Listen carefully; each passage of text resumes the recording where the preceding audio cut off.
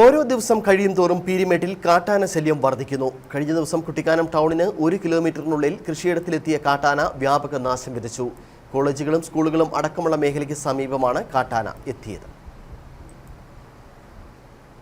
ഒരു ഇടവേളയ്ക്ക് ശേഷം വീണ്ടും പീരിമേടിന്റെ വിവിധ മേഖലകളിൽ കാട്ടാന ശല്യം വർദ്ധിച്ചിരിക്കുകയാണ്. രാത്രികാലങ്ങളിൽ കൃഷിയിടത്തെത്തുന്ന കാട്ടാനകൾ വ്യാപക നാശമാണ് വരുത്തുന്നത്. കഴിഞ്ഞ ദിവസം കുട്ടിക്കാനം ടൗണിന് 1 കിലോമീറ്ററിനുള്ളിൽ ജനവാസ മേഖലയിൽ കാട്ടാനയെത്തി വ്യാപക കൃഷിനാശം വരുത്തി.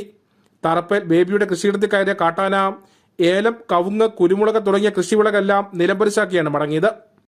എൻ്റെ പറമ്പിൽ കയറി 4 മണിയോടുകൂടി ആന കയറി എല്ലാം നശിപ്പിച്ച് തെങ്ങ്, വാഴ, കമുക്, 10 എന്ന് വേണ്ട എൻ്റെ പറമ്പ് മുഴുവൻ നശിപ്പിച്ച് വീടിൻ്റെ ഒരു വശം അതും തള്ളി. അത് കട്ടയോടുകൂടി അതാണ്. കാട്ടാനകൾ ഉൾക്കാട്ടിലേക്ക് മടങ്ങാതെ ജനവാസ മേഖലയ്ക്ക് സമീപത്ത് തന്നെ തങ്ങുന്നത് പ്രദേശവാസികൾക്കിടയിൽ വലിയ ഭയമാണ് ഉണ്ടാക്കുന്നത്.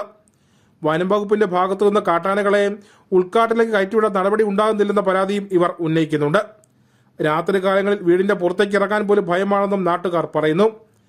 അധ്വാനിച്ചുണ്ടാക്കിയ കൃഷിദേഹങ്ങളെല്ലാം ഒറ്റ രാത്രി കൊണ്ട് കാട്ടാനയെത്തി നശിപ്പിക്കുമ്പോൾ കൃഷി മാത്രം ഉപജീവനമാർഗമാക്കി മുന്നോട്ടു പോകുന്ന കർഷകരുടെ പ്രതീക്ഷകളാണ് നശിക്കുന്നത്. Idukki vision news, Peermade.